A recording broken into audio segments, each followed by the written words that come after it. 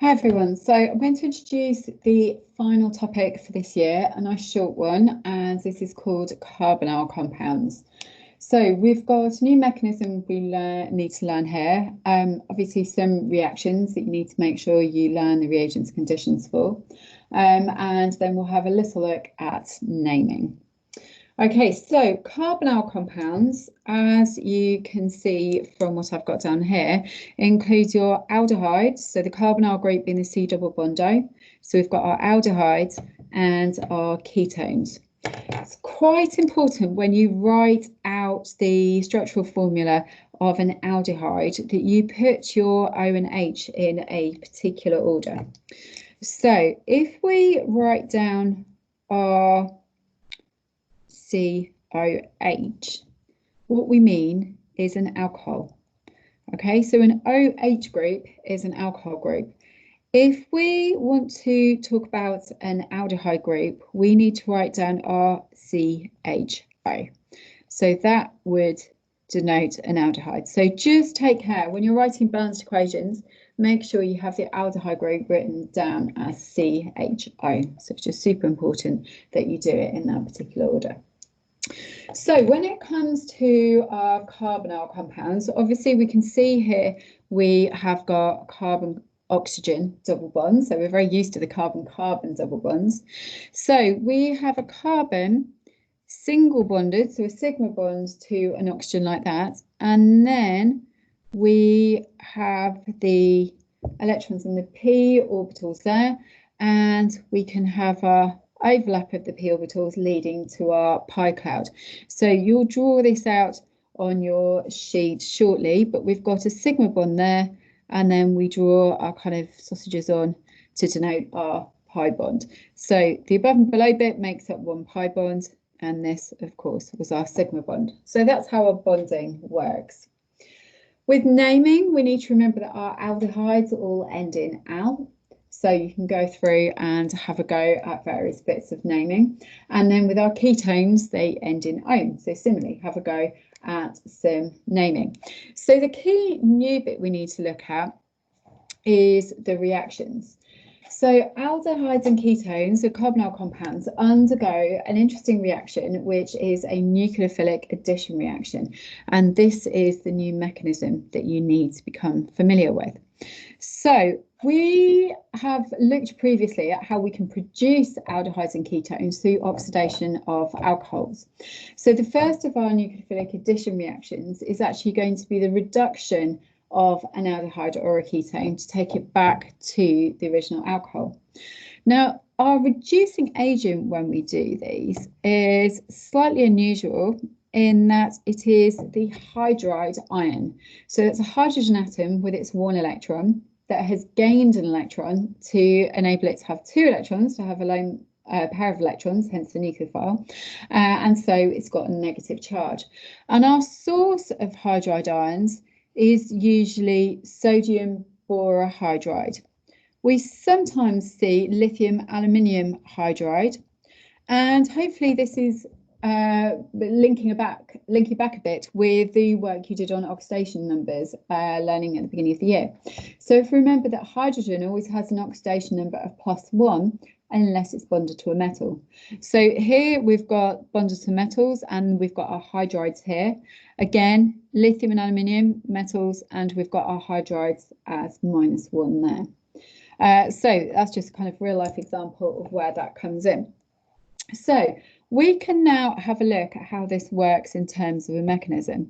So if I start off with a generic aldehyde, so we'll just have an R group there, and we have a hydride ion, then obviously you guys haven't come across this before. So you need to start thinking, well, what might be attacking what? So we'll treat this as though we're doing it from first principles. So when we look at our aldehyde, hopefully we're looking at C double bond O and thinking dipole. So we need to label on a delta plus and a delta minus. Once we've got a delta plus and we've got a lone pair of electrons over here, then we should start thinking in terms of curly arrows. So the curly arrow always goes from the source of the electron pair to the delta plus, so to the electron deficient thing. Now that's going to be forming a bond, which would mean we've got 5 bonds around this carbon, which clearly can't happen. So we then need to think about how we can reduce that to 4. Now, I suppose we could kick off the R or kick off the H, but they're just alkyl chains, and then the carbon-hydrogen bonds, they're stable. But we've also got this C double bond O with a dipole, and in fact it's that's going to open up, and the bonding pair of electrons from the double bond are going to end up going out to the oxygen there. So then in terms of what this leads to, that means now we've got our R single bonded to the carbon, single bonded to its original hydrogen. It's now bonded onto this hydrogen, so we can draw that on there. The double bond broke, so we're left with a single bond. And the shared pair of electrons here both went to the oxygen. So it basically got its original electron back, plus it got another one, which means it has to end up with a negative charge there. So that's what our intermediate looks like. Then we're trying to produce an alcohol, and when we do this reaction, we always do it in aqueous solution. So that means that we have water kicking around. Now, if we've got water and we've got a negative charge on an oxygen, hopefully we're thinking lone pair and dipole. So now we've got a lone pair on the oxygen. We know this oxygen is kind of wanting to get itself to be an OH group, so why not pinch that hydrogen there? So we're going to be attracted to that delta positive hydrogen, and then obviously that would lead to the hydrogen having too many bonds, so we can then break that bond and the electron pair can go out to the oxygen. And so when we do that, let me make sure you can all see this, we end up with our aldehyde having been reduced to primary alcohol there, and then we've got the OH minus that was formed as a result of the hydrogen losing its, the water losing its hydrogen there. So that is the essence of the nucleophilic addition reaction. So nucleophilic because we have an electron paired donor, and then an addition reaction because we've got 2 things here that are reacting to form 1. So the hydride ion is becoming part of the reaction here. So our intermediate was just the kind of absorbing of the hydride ion there. We then need to extend this to one more mechanism, but that's going to just follow in exactly the same way. So what you could do now is pause the video for a minute and see if you can come up with a mechanism for the reaction between an aldehyde, ketone, whatever, it doesn't matter what it is, and a cyanide ion. So if you want to have a go on your own, pause that. Okay, so I'll assume you've had a go and that you've come back to me. So we'll now have a look at how that actually works. So like before, we've got the carbonyl, so we need delta plus, delta minus, and we've got, whoops, the lone pair of electrons on the carbon here. So we're going to have a curly arrow going from the lone pair to the delta positive carbon there. And if you remember, we then had our 5 bonds, so we need that pair of electrons to come out to the oxygen. So in the same way as we did before, we just track carefully how everything's now attached. So that was there in the first place. We've then bonded onto the carbon, which is bonded to its nitrogen. That's actually a triple bond. So I'll just draw that in there so we can see it. And then the electrons went out, allowing us to have the O minus there.